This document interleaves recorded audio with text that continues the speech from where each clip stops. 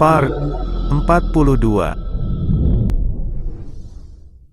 Setelah kabar tentang pemberontakan Marques Benedict gagal terdengar ke telinga Baron Carlton, dia pun lalu menghubungi Count Fabio yang berada di perbatasan barat Kairo, dengan dia yang menyampaikan kalau Marques Benedict sudah gagal, dan karena pasukan kerajaan sudah sampai di perbatasan barat, Baron Carlton pun memerintahkan Count Fabio dan pasukannya untuk mundur, dan Count Fabio yang mendengar kabar tersebut, dia pun mengumpat Marques Benedict dengan sebutan bajingan tidak berguna.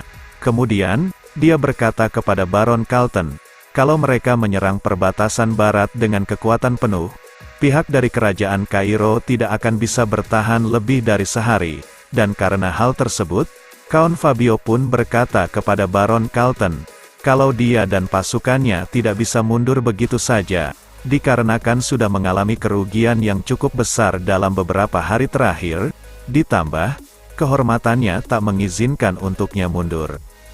Baron Carlton yang mendengar itu, dia pun berkata, kalau dia sangat memahami apa yang dirasakan oleh Count Fabio, tetapi, terlepas dari itu, Baron Carlton berkata kalau Kekaisaran Kronos sedang fokus dalam pertarungan melawan Serikat Kerajaan Selatan, dan kalau Count Fabio kehilangan lebih banyak prajurit, akibat dari kerugian itu akan menimpa pasukan mereka di selatan, dan karena hal tersebut, Baron Carlton pun meminta Count Fabio untuk memikirkan hal tersebut, dan Count Fabio, dia yang tak punya pilihan lain pun mematuhi apa instruksi dari Baron Carlton, serta berkata kalau mereka akan menarik mundur pasukannya setelah matahari terbit. Keesokan harinya, di perjalanannya Count Fabio dan pasukannya kembali ke wilayah Kronos. Salah satu bawahan berkata, kalau dia akan menugaskan pengintai di belakang mereka untuk berjaga-jaga. Tetapi, Count Fabio yang masih merasa kesal karena dia harus mundur, dia pun berkata kalau hal tersebut tidaklah perlu, karena dia berharap, kalau pasukan kerajaan Kairo akan mengejar mereka, karena kalau mereka melakukan pengejaran, Count Fabio berkata kalau dia bisa mendapatkan kesempatan untuk mengalahkan pasukan kerajaan Kairo dan menghancurkan perbatasan barat, dan benar, tak berselang lama, salah satu prajurit dari Count Fabio yang melihat Count Vandenberg dan Flora Lawrence beserta pasukannya mengejar mereka, dia pun lalu menyampaikan hal tersebut, kalau para pasukan kerajaan Kairo sedang mengejar mereka, dan Count Fabio, dia yang mendengar itu, dia pun tersenyum senang. Karena dia pikir, kalau keputusan yang diambil oleh pasukan kerajaan Kairo sangatlah bodoh. Dan dengan lantang, Count Fabio memerintahkan pasukannya untuk membantai pasukan kerajaan Kairo. Dan di sisi Count Vandenberg, dia pun melakukan hal yang sama, dengan berkata kalau mereka tidak boleh membiarkan pasukan Kekaisaran Kronos pergi, dan memerintahkan pasukannya untuk menyerang pasukan Kekaisaran Kronos. Di beberapa waktu yang lalu saat mereka sedang mengadakan pertemuan, Roman yang sudah menduga kalau Kronos akan menarik mundur pasukannya, Roman sudah mengantisipasinya dengan sebuah rencana sederhana yang ia buat. Kemudian, Roman pun memberitahukan rencananya tersebut, kalau mereka akan membagi pasukan menjadi dua, dikarenakan pasukan musuh mempertahankan formasi panjang. Dan karena hal tersebut, Roman berkata kalau mereka akan menyerang bagian tengah dan belakang. Kemudian, Roman berkata kembali, kalau dia akan melakukan penyerangan di bagian tengah bersama Chris dan Rodwell, kemudian menyerahkan bagian belakang kepada Count Vandenberg dan Flora. Lalu, Baron Noel yang mendengar itu, dia berkata kalau rencana tersebut terdengar bagus. Tapi, dia berpendapat kalau situasinya akan terlalu berbahaya kalau mereka membagi pasukannya, terutama di bagian belakang. Namun, Roman yang sudah tahu hal tersebut, dia berkata kalau ketika penyerangan di bagian tengah mencapai di titik tertentu, Roman berkata kalau dia akan mengirimkan prajurit pribadinya ke bagian belakang, termasuk Chris yang ada di deretan pasukan tersebut. Lalu, Roman berkata kalau mereka akan mengamankan kemenangan sempurna dengan mengacaukan musuh melalui penyerangan tengah, dan memastikan kemenangan untuk kerajaan Kairo. Kembali ke waktu pertarungan antara kerajaan Kairo dan Kekaisaran Kronos. Salah satu kapten dari prajurit Kekaisaran Kronos yang melihat salah satu prajuritnya dibunuh sehingga membuat para pasukan Kekaisaran Kronos mulai goyah. Dia pun menyuruh para pasukannya yang lain untuk menguatkan diri mereka, karena lawan mereka adalah pasukan dari kerajaan Kairo yang dikenal lemah. Dia pun menyuruh pasukannya untuk jangan gentar melawan pasukan kerajaan Kairo, dan akhirnya, mereka yang percaya diri pun langsung memukul mundur pasukan kerajaan Kairo. Dan di sisi Count Vandenberg, dia yang merasa panik karena perbedaan kekuatan mereka terlalu jauh. Dia yang berpendapat kalau membiarkan situasi tersebut akan merugikan mereka. Dia pun mencoba meminimalisir kerugian tersebut dengan cara membangkitkan moral para prajuritnya, dan menyuruh mereka untuk terus berjuang dan menyuruh mereka untuk menunjukkan kekuatan sesungguhnya dari kerajaan Kairo.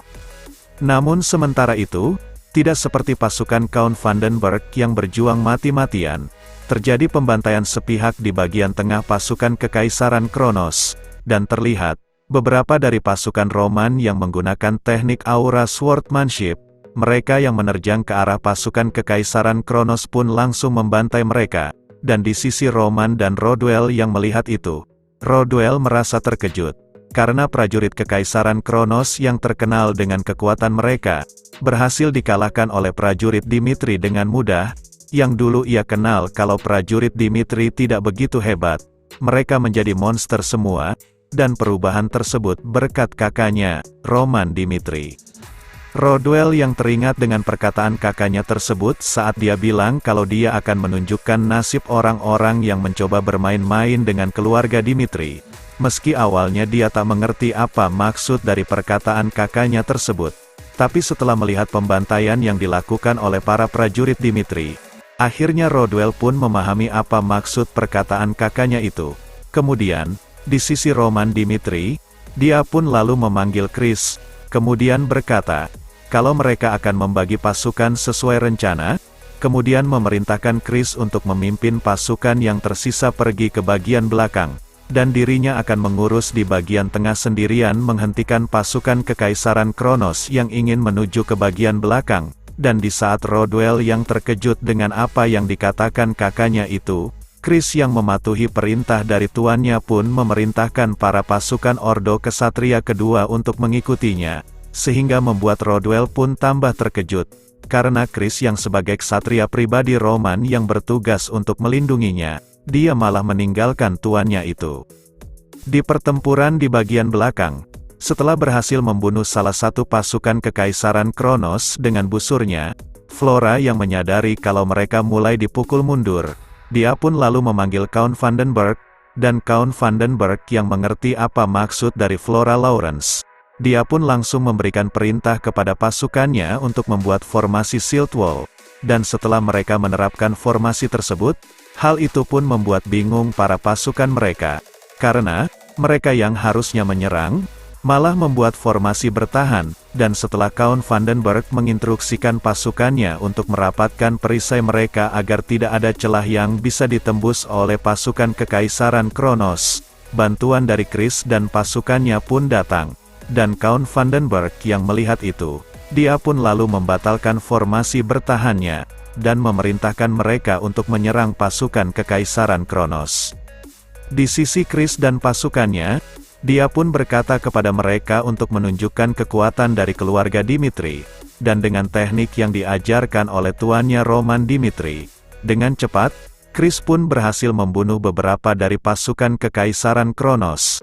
Dan di sisi Flora Lawrence, dia yang melihat kehebatan bawahan dari Roman, dia yang merasa kagum pun berkata dalam hatinya, kalau Chris, sebagai prajurit dari Roman, benar-benar seseorang yang sangat hebat, dengan teknik yang sangat dahsyat yang ia tunjukkan, dan di sisi pihak Kekaisaran Kronos, salah satu prajurit dengan 3 star, dia dengan menunjukkan aura 3 starnya, dia berkata kalau dia akan menjadi lawan dari Chris. Namun sebelum perkataannya selesai, Chris pun dengan cepat langsung memenggal kepala prajurit tersebut, dan di momen tersebut, itu adalah awal mula dari kemunculan sosok yang akan mengharumkan namanya, dengan julukan Sang Kilat Kairo. Next, kita lanjut di part selanjutnya. Terima kasih.